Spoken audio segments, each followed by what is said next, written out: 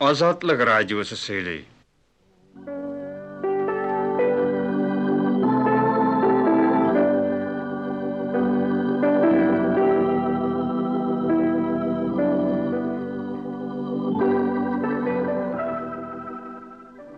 Milli miras.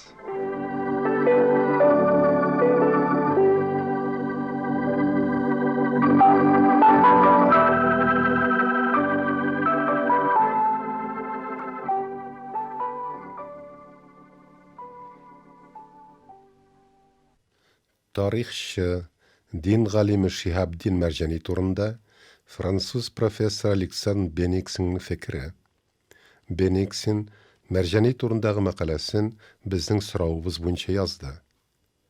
Shusha maqalaning Marjani 19-asr musulmon din g'alimi degan ulushini topshiramiz. Fransuz professor Benix'in maqalasin Shihabdin Marjani revolyutsiyadan ilk zamonimizning Platoni ham tatar tarix bilimine nigiz saluvchi tatar Herodotusi deb sanaldi degan so'zlar bilan boshlab jibara. Ham bulay deb yoza. Oktyabr revolyutsiyasida Marjanining tatar kulturasi tarixida obro'li zo'r ismini yo'qqa chiqara olmadi. Sovet hokimiyatining birinchi chirida Marjani tatarlarning 19-asrda maydonga chiqqan madaniy zihniy yangiarish harakati jadidchilikning otasi deb qabul etildi. Ammo 1928-yilda sinfiy kurash ismida islom dinine qarshi kampaniya boshlanib ketgach, Marjanining ijodida boshqacha baya bera boshladilar. Аңа fanatik ruhoniy, qaraq ruh, konservativ fikriyasi degan muhr bosdilar. Hozirgi kunda tatar sovet tarix bilimida Marjaniga bahasli figura degan baya beriladi. Qay bir tatar g'alimlari tatar kulturasining ulu shaxsi Marjanini oqlarga umtilib qarasalar da, ikkinchi birovlari Marjanining rolini tubanaytib beylav tendensiyasini ko'rsatalar. 1989-yilda Marjanining vafatına 100 yıl to'la. G'umuman Marjani g'umrining 12 yilini Buxoroda o'tkazgan. Bu davr onun dunyoga qarashi formulashuga zo'r yig'inti yasagan albatta. Durust. 19-asrda Buxoro Mag'arif ham bilim o'lkasida islom dunyosida ilikki rolini yo'qotgan bo'lar. Buxoroda ulama tor qarashdagi konservativ ruhoniylar ta'sirida bo'lar. Ammo Buxorodagi xususiy ham jamoat kutubxonalari ul chaqda islom dunyosida eng yaxshilardan sanalgan. Marjani shunda islom dunyosining ko'rnikli g'alimlari Ibn Sina, Farabi, Taftazani asarlari ham millatdoshi Kursavining islomga yangicha ma'no beru ham mag'rifga reform yasav ideyalari bilan tanisha. Marjani Buxoroda Urfat al-Havakin ismli birinchi tarixiy asarini yozadi.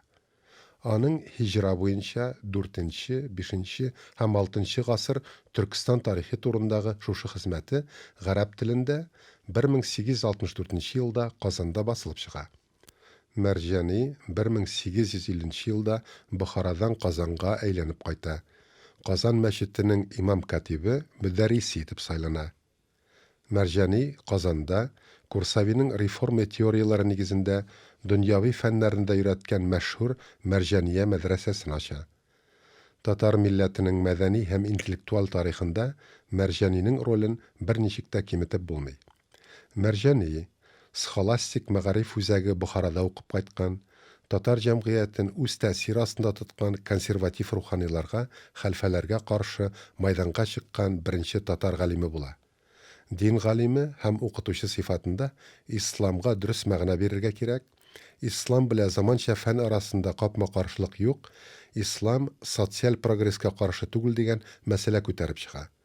Marjani islom falsafasini yangicha ma'no berib, tatar musulmon jamiyatini sotsial adillik ham politik ozodlik yo'lina bosarga undaydi.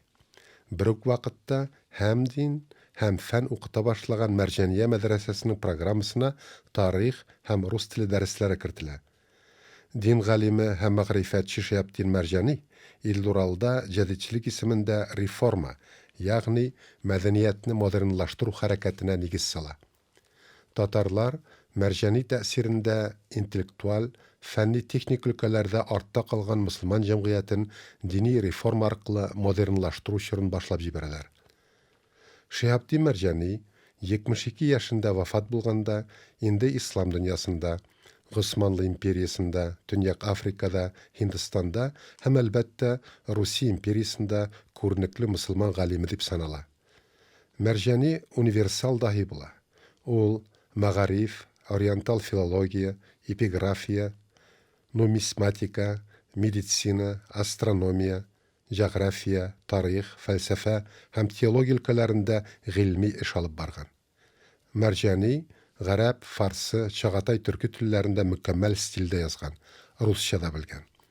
Мәрҗани бөтен игътибарын тарих белеменә һәм ислам теологиясына юнәлткән. Ислам теологиясында Мәрҗани башлыча фиқh, ягъни ислам хукук фәлсәфәсе турында язган әсәрләре белән дан казана. Мәрҗани Курсавидан соң тәклидкә каршы чыккан беренче татар галиме була. Тәклид принципы узган заманнарның теологларын сукыр рәвештә идеаллаштыруны таләп иткән. Мәрҗани исә Курсави кебек үк ислам дөньясында беренче булып һәр мөселманның дини, шулай ук иҗтимагый һәм әхлаки мәсьәләләргә Коръән һәм хәдистән җавап эзләргә, заман таләпләренә күрә Коръәнгә шәрх ясарга хакы бар дип санаган. Тәклид принципына күрә Коръәнгә тик танылган теологлар гына шәрх ясарга, мәгънә бирергә хаклы дип саналган. Буларны муҗтәһид дип атаганнар. Мәрҗани исә тыйнаклык, әдәплелек күрсәтеп үзен мустедлил дип атаган. Мустедлил дингә бәйләнешле һәр мәсьәләне исбат итү талабын куючы галим дигән мәгънәне аңлата. Шиһабдин Мәрҗанинең югары бәя алган иң мөһим теологик әсәре Назура, телескоп дип атала. Аның гарәп телендә язылган бу әсәре Казанда беренче мәртәбә басылып чыккан һәм Русия империясендәге барлык мөселман территорияларында укылган.